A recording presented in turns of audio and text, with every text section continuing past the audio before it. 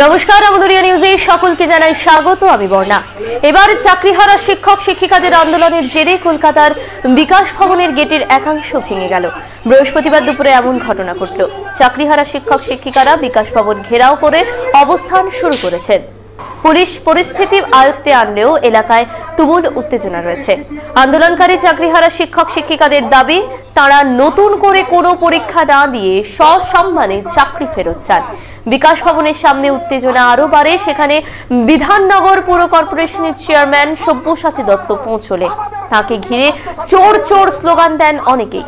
নিরাপত্তারক্ষীরা তাকে নিরাপদে সরিয়ে নিয়ে যান। 21 এপ্রিল থেকে 24 তারিখ এসএসসি ভবনের সামনে চাকরিহারা শিক্ষক শিক্ষিকারা অবস্থানে বসেন।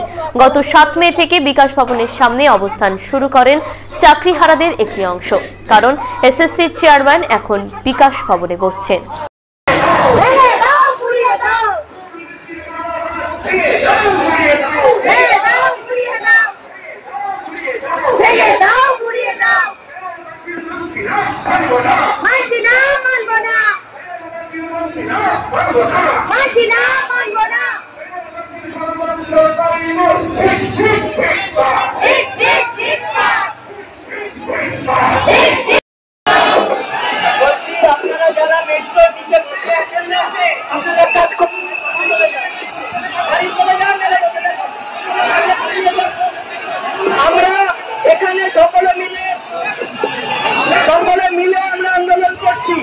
আপনাদের যদি ঘুম না ভাঙে তাহলে পুরো ঘুমিয়ে পড়ুন।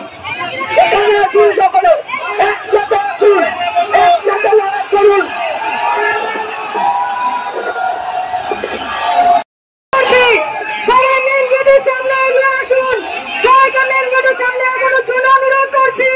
সমস্ত শিক্ষকরা মেন গেটের দিকে এগিয়ে আসুন।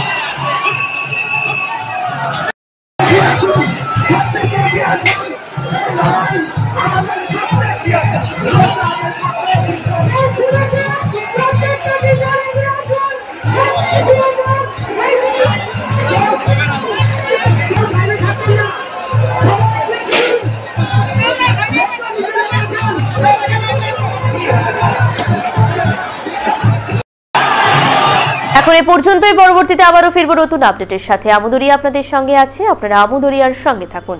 ধন্যবাদ। আমদুরিয়া নিউজ, প্রান্তজনের কণ্ঠস্বর।